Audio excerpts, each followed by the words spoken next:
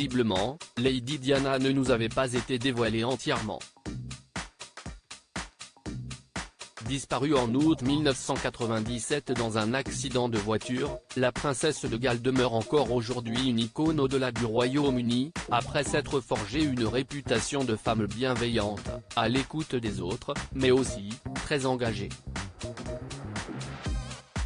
Figurant également parmi les personnalités les plus photographiées au monde, elle a ainsi été épiée, dès l'annonce de ses fiançailles avec le prince Charles, durant toute la durée de leur mariage et même ensuite, étant la cible préférée des paparazzi qui ne lui auront laissé que peu de répit.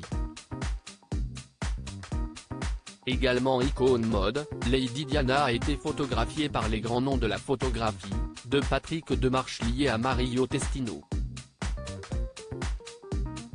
Mais si est-il le photographe britannique David Bailey qui a aujourd'hui les honneurs, tandis qu'un cliché encore jamais dévoilé au public sera au centre d'une exposition, Royal Lens, qui sera inaugurée vendredi 4 mars au palais de Kensington, organisée par la Historic Royal Palace, une association à but non lucratif.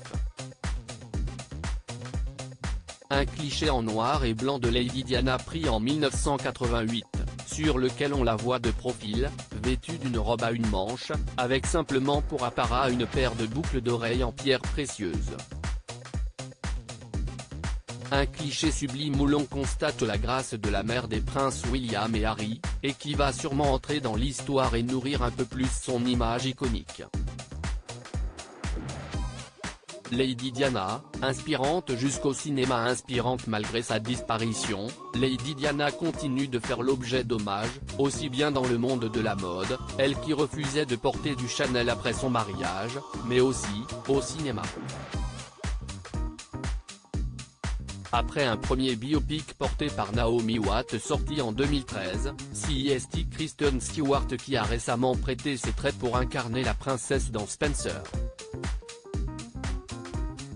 Une prestation qui a valu à la comédienne de nombreuses nominations, notamment aux Oscars, et qui a notamment bluffé un certain Stephen Byrne.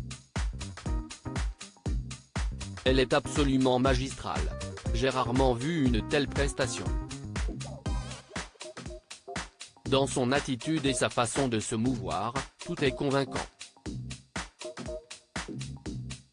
Ce qui me frappait chez Diana, c'est sa manière de baisser la tête et de vous regarder par en dessous. Elle me fait penser à une biche prise en étau par des chasseurs, a-t-il ainsi confié, lui qui pourtant a vu le film à reculons.